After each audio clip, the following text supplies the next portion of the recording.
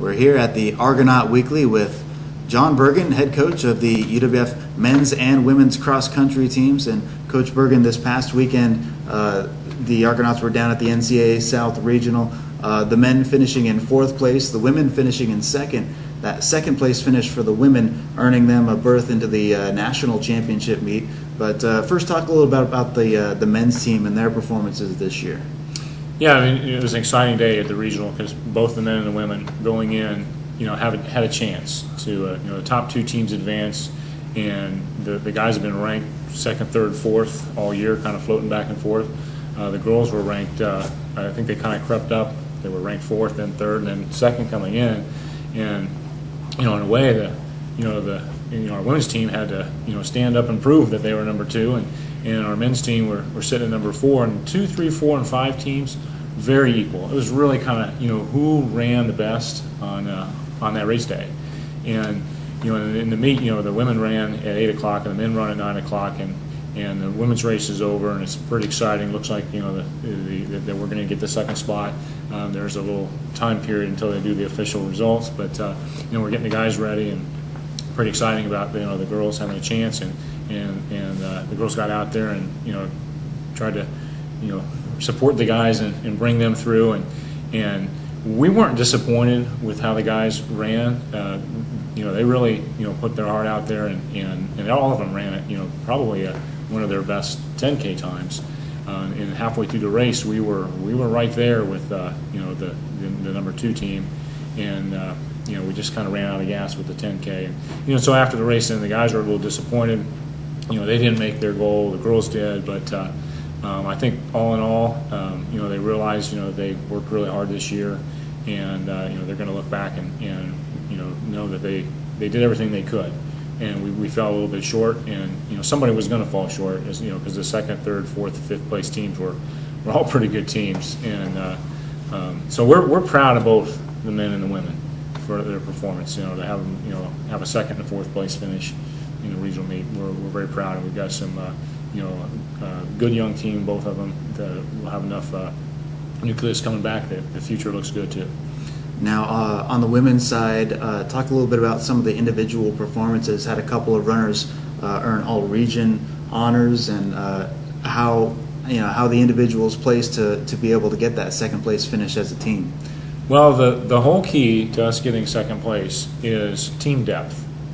Our top 5 runners were only 43 seconds apart. And so we had the top 3 were in the top 25.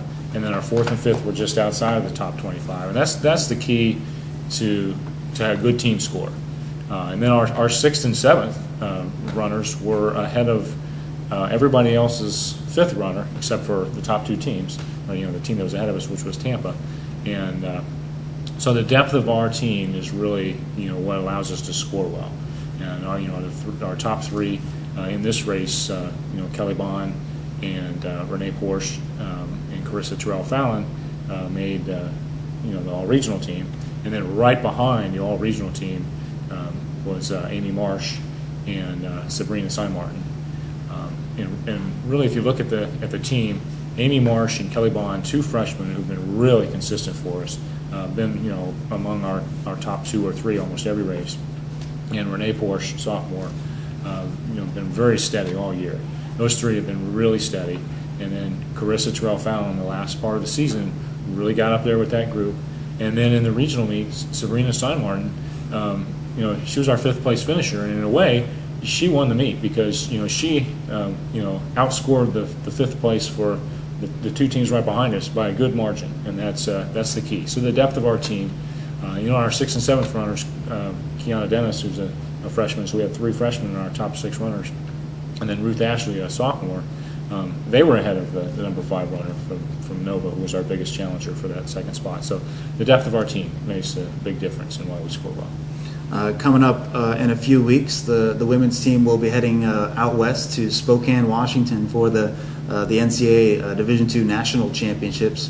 The first ever berth in the national meet for either the men's or the women's cross-country teams at UWF. Talk a little bit about the pride in being able to go to that meet and what the team is looking forward to the most. Yeah, well, I think the team might be looking forward to snow the most, but This is a great thing for them because we get 2 more weeks to practice and get another race. And our team's pretty healthy. Our group that's been running, our top 8, 9 have been pretty healthy. And this gives a chance for them to run 1 more race. We're peaking here at the end of the year, and kind of going into the conference and the regional race, we're focusing on placing. And now we're going to go to the national championship, and we're going to focus on time. This is a chance for everybody to run a PR and not necessarily worry about the place. We're in the national championship meet. We're going to get out and we're going to compete, and we've got a chance to run with the best 24 teams in the country. That they got a chance to run their individual best, and that's really kind of our focus, our goal going into this. That here's a chance for you on the national stage to run your best race. So the UWF women's cross country team will head to the NCAA Division II National Championships in Spokane in a few weeks here at and you can follow all the action here at GoArgos.com.